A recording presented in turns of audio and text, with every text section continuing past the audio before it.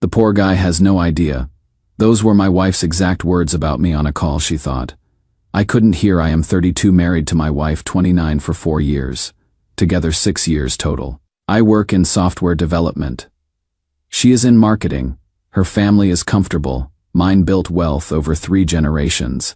There is a trust fund. She knows about it. Last Tuesday, I came home early from the gym. My building key card glitched, and I had to get a replacement from the front desk. Took 20 extra minutes. When I got to our apartment, I heard her voice from the bedroom. The door was cracked open. She was laughing. I was about to walk in when I heard my name.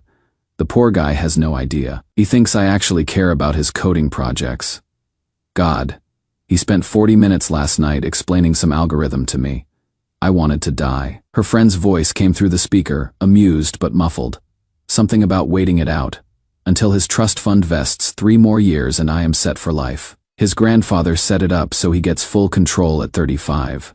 Some protection thing for the family. I just have to make it to the finish line. Her friend asked something I couldn't hear clearly. My wife responded immediately. Marcus is just for fun. Something to keep me sane while I am stuck here. He is broke, but at least he is not boring. My husband is too busy optimizing code or whatever to notice I am checked out. The friend said something else. My wife's tone shifted. More calculating. I have got this mapped out perfectly. His parents worship me. His mom literally said I am the best thing that ever happened to him. When the time comes, I will play the victim. Say we grew apart, that he was always working, emotionally unavailable. I will cry to his family about how hard I tried. They will feel sorry for me. Hell, they might even give me something just to keep the peace. Either way, by the time he figures it out, I am gone. I backed away from the door. My hands were steady. That surprised me. I rode the elevator back down to the parking garage and sat in my car. The dashboard clock said 2:47 p.m. I watched it change to 2:48, then 2:49. At 3:30, I went back upstairs, made noise opening the door, called out that I was home. She came out of the bedroom smiling, asked about the gym, kissed my cheek like nothing had happened. That night, I lay awake next to her while she slept. Her breathing was soft and even peaceful. I stared at the ceiling and replayed the words. 3 more years. Marcus. His boring coding projects, the calculation of every single piece of it. Around 4 a.m. I got up and went to the living room. Saturday on the couch in the dark. My chest felt tight. Not pain exactly, just pressure. Like something heavy sitting on my ribs that wouldn't move. I haven't told her I know.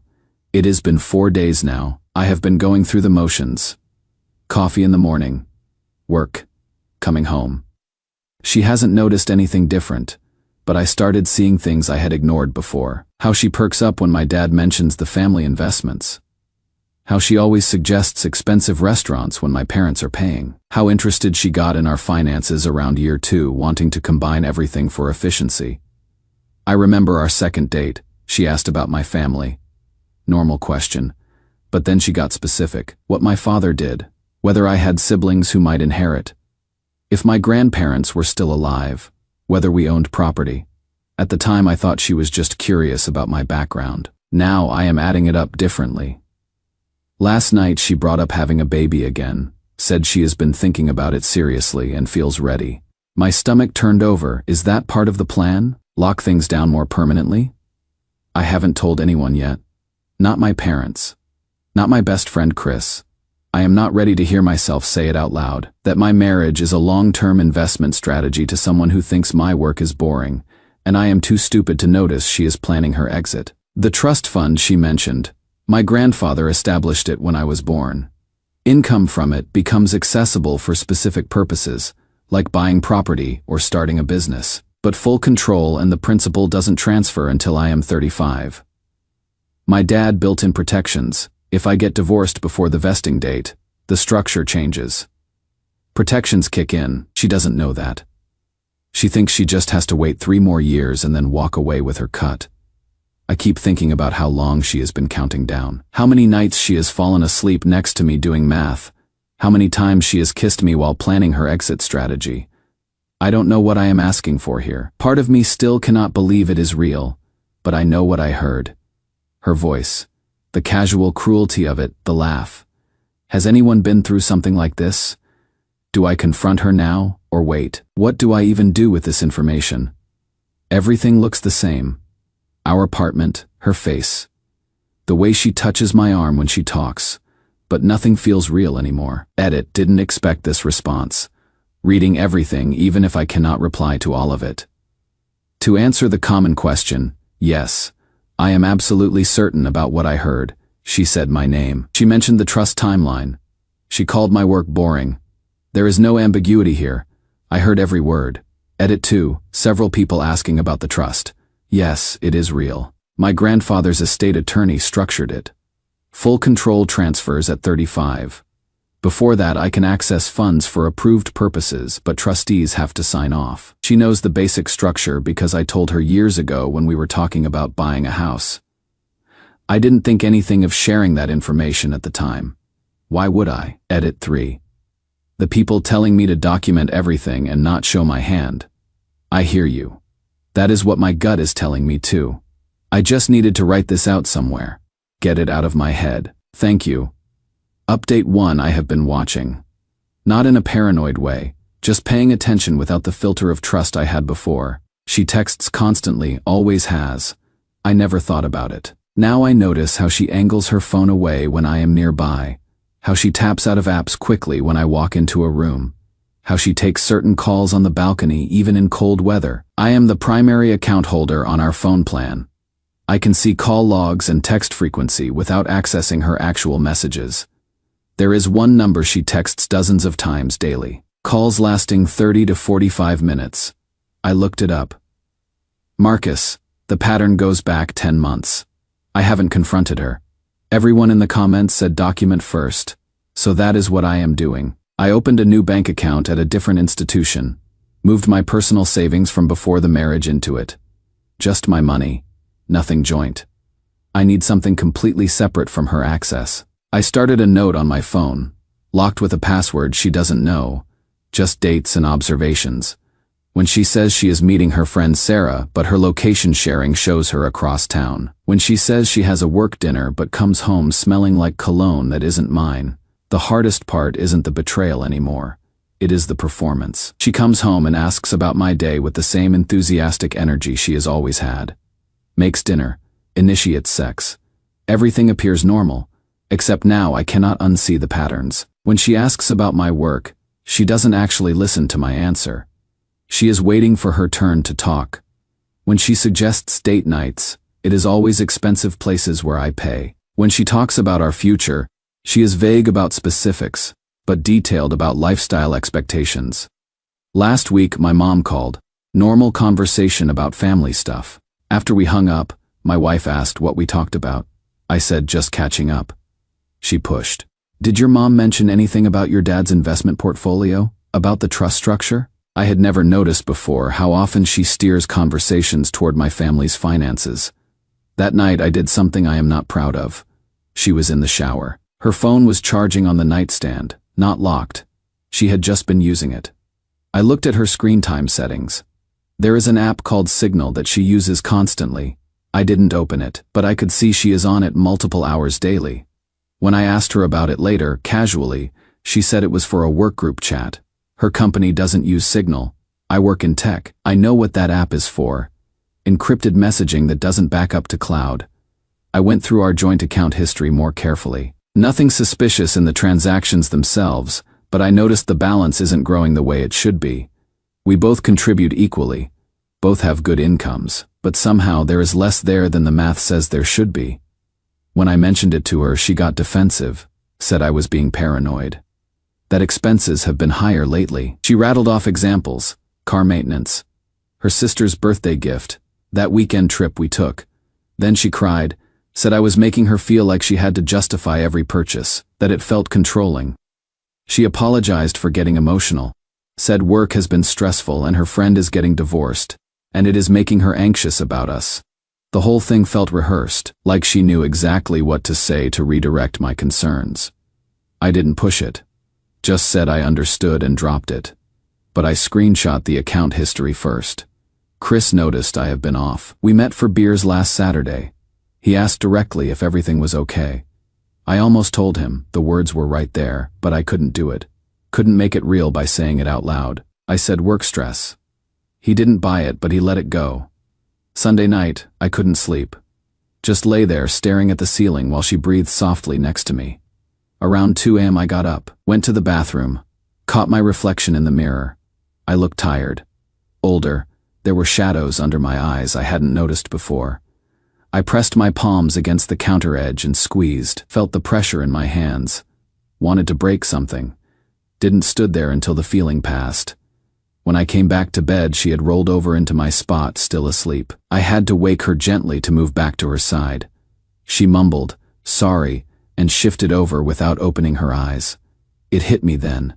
She doesn't know. She has no idea that I know. She is sleeping peacefully while I am dismantling our entire life in my head. The trust fund has provisions I never mentioned to her. My dad and his attorney built in protections. If I divorce before 35, the structure changes. Spousal claims get blocked. The prenup we signed has clauses specifically about infidelity. She doesn't know any of that. She thinks she has got 3 years to hang on and then cash out. She doesn't realize the one thing that guarantees she gets nothing is leaving me. I contacted a lawyer Monday, just a consultation. Didn't give names or specifics yet. Laid out a hypothetical situation. He told me to gather evidence, secure separate assets, and be strategic about timing. When I got home, my wife asked where I had been. I said I had stayed late at the office for a project deadline. She accepted it without question. I am not ready to confront her yet. I need to understand the full scope first, but it is getting harder to maintain the pretense. Every time she touches me, I have to consciously not flinch. Every time she talks about our future, I have to ask myself which part she actually means. Someone in the comments on my last post said the hardest part is realizing you have been alone the whole time. You were right. I have been in a marriage by myself for years without knowing it. Edit. A lot of people saying confront her now. I understand the impulse, but if I do this wrong, she could empty accounts, create false narratives, turn people against me before I have my ducks in a row. I have watched it happen to friends. I am not letting that happen here. Edit 2. To those concerned about my mental health, I appreciate it. I am functional, going to work. Eating, mostly. Sleeping less but managing. I am not falling apart. I am just being careful. Update 2. I hired a private investigator 3 weeks ago. I know how that sounds, but I needed documentation that would hold up, not just my observations. The PI confirmed it. She has been seeing Marcus 2 to 3 times per week, sometimes his apartment, sometimes hotels. The PI has timestamps, photos of her entering and leaving, duration of visits. It is not ambiguous. Marcus works in pharmaceutical sales, makes decent money, nothing special, single, never married, from what the PI could determine. He has no idea about the trust fund situation. He is just the guy she is using for entertainment while she waits out her timeline with me. I met with my lawyer again, showed him everything. The PI report, the call logs, screenshots of her signal usage patterns, the financial irregularities. He reviewed it and said it is more than sufficient. The prenup will hold. She will not get anything close to what she is hoping for. The trust provisions are even stronger than I remembered. Not only does she get nothing from it if we divorce before I am 35, the prenup specifies minimal spousal support since she is employed and we have no kids. She will walk away with what she brought into the marriage and basically nothing else. My lawyer asked if I wanted to file immediately. I said not yet. I told my parents 2 weeks ago, showed them everything. My mom cried, not loud sobbing, just tears running down her face while she sat very still. My dad got quiet. Then he asked what I needed. I said nothing yet. Just wanted them to know before it became official. My mom reached across the table and grabbed my hand. She said, I loved her like a daughter. I feel like I failed you by not seeing it. I told her no, this isn't on you. She was good at this. My dad said he had suspected something was off the past year but couldn't identify what. He asked if I was sure I wanted to wait to file. I said yes. I needed one more thing. I told Chris last week. We were at his place watching a game.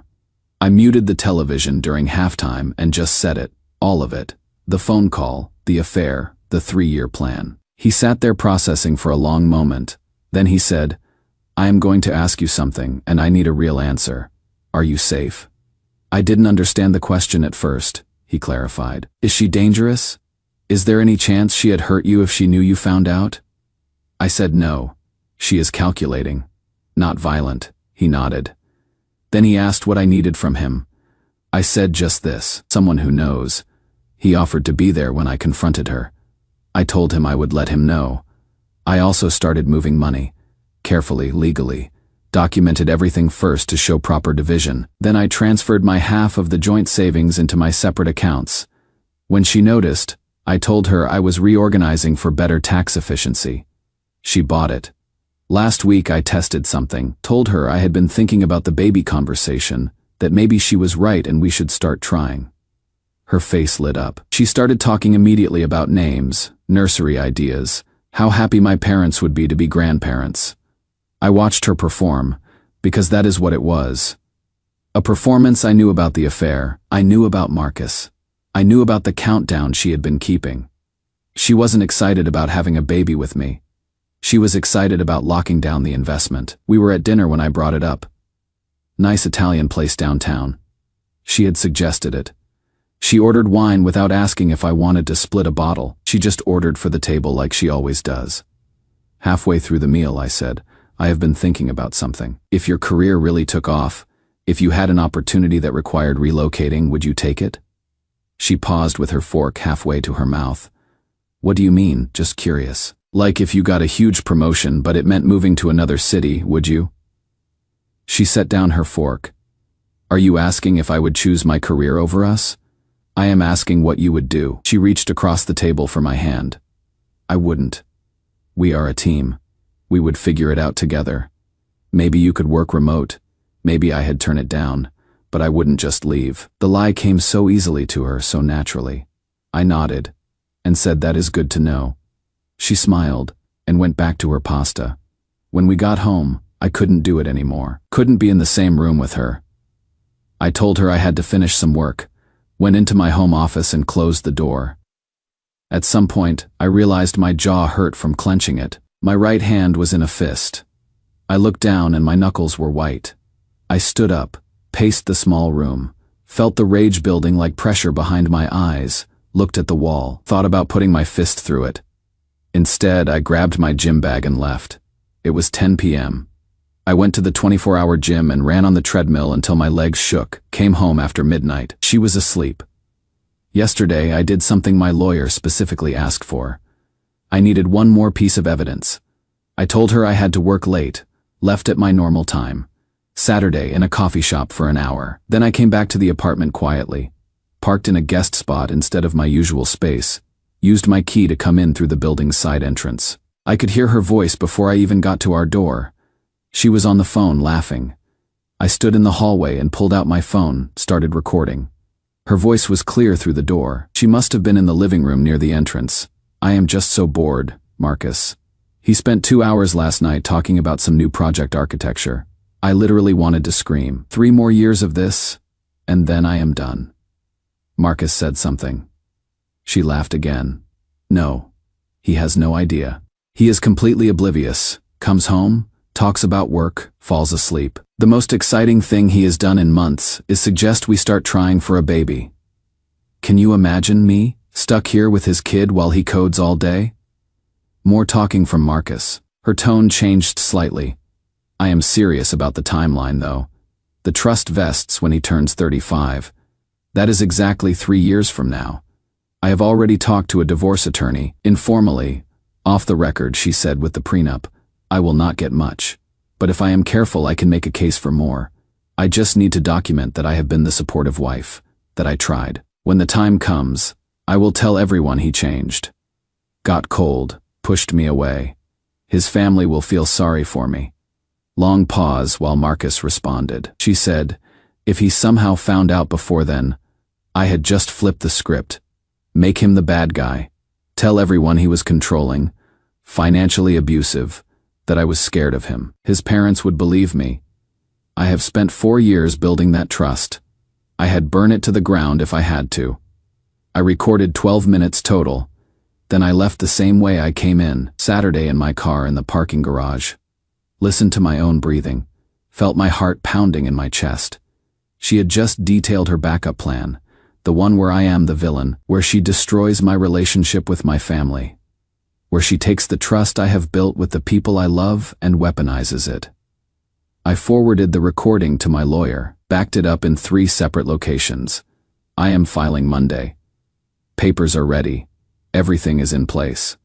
When she gets served, it is going to be a shock. I am staying at my parents' place starting tomorrow. I will text her some excuse about a work emergency in another city. By the time I come back, she will know, and there will not be anything she can do to change what happens next. The locks on the apartment are already scheduled to be changed Monday morning. It is only in my name. Her things will be packed and in storage by Monday afternoon. She will have the access code. I am not being cruel. I am being final. Edit. The papers will be served at her office, Monday around 11 a.m. My lawyer recommended it for safety and documentation purposes. I have already informed my employer's HR department in case she tries to show up at my workplace. I have blocked Marcus preemptively, same with a few of her friends who I suspect know about the affair. My parents, Chris, my close colleagues, they all know my side. She will not control this narrative. Edit 2. Someone asked if I am scared. Honestly, I am angry. I am sad about the time I wasted, but I am not scared. I did everything right, documented everything, protected myself. I am not the one who should be scared. Final update: the papers were served 11 weeks ago. My lawyer said her reaction was immediate. Shock, tears, denial. She tried calling me 73 times that first day. I didn't answer any of them. She texted, said it was all a misunderstanding, that she could explain everything, that I was making a huge mistake. I responded once through my lawyer. All communication goes through legal counsel now. She showed up at my parents' house that night. My mom answered the door.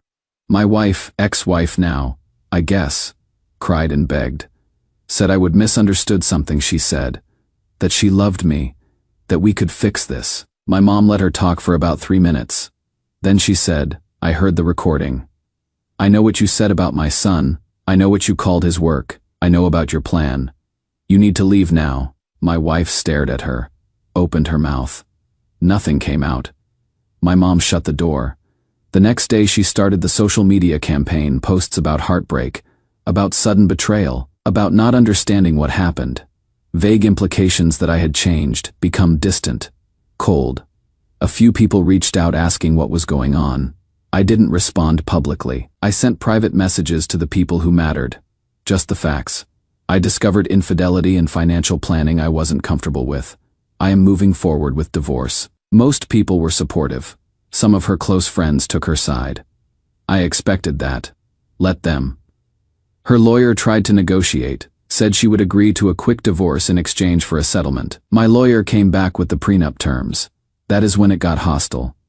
She tried to claim the prenup was signed under duress, that my family had pressured her. My lawyer produced emails from before our wedding where she had discussed the prenup with her own attorney, confirming she understood and agreed to all terms.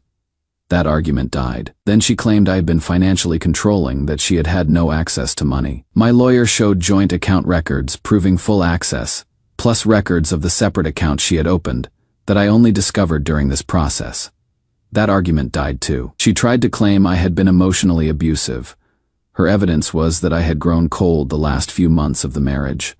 My lawyer asked why she hadn't left if she was being abused, asked why she had stayed in daily contact with Marcus during this period of alleged abuse, asked if she had reported this abuse to anyone, sought counseling, documented anything. She had nothing. Her lawyer advised her to accept the prenup terms. She didn't have a case. She signed 5 weeks ago. The divorce will be final in 2 weeks. She gets what she brought into the marriage. I keep the apartment since I purchased it before we married with my own funds. She gets half the joint savings accumulated during the marriage, which is fair. No alimony because the prenup specifies none in cases of infidelity, and I have proof. She is moving back to her hometown. I know this because Chris ran into someone who knows her. Marcus broke up with her when everything came out, told people she had lied to him about her situation. He didn't want the drama. My parents have been steady through all of it. My dad told me he was proud of how I handled it, that I had been smart instead of reactive. My mom just makes sure I am eating and sleeping. Work has been good. Busy is good. That project I spent 40 minutes explaining to her the night before the phone call. It just got approved for full implementation. I got promoted last month. I am leading a team now. I started seeing a therapist 5 weeks ago. It helps. We talk about the betrayal, the lost time, the wondering how I missed it. She keeps reminding me I didn't miss signs. My wife was deliberately deceptive. That is not a failure on my part. Some days are hard. I will see something that reminds me of a good memory and feel that pull. Then I remember it wasn't real. Not for her. The pull fades. I went on a date 2 weeks ago, coffee with someone Chris introduced me to. It was nice. Normal conversation. She asked about my work and actually listened, asked follow-up questions that showed she understood what I was saying. It reminded me what genuine interest looks like. I am not rushing anything, but it was good to remember that not everyone is calculating an angle. The apartment feels different now. Quieter. I have been changing things. New furniture, different art, making it mine instead of ours. I joined a climbing gym, go 3 times a week, met some people there, building routines that are just mine. The worst part wasn't the betrayal. It was realizing how much time I spent living in a version of reality that didn't exist. But the best part is knowing I don't have to stay there. I am out. I am okay, better than okay. This is my last update, unless something major changes. Time to close this chapter. Thanks, Reddit.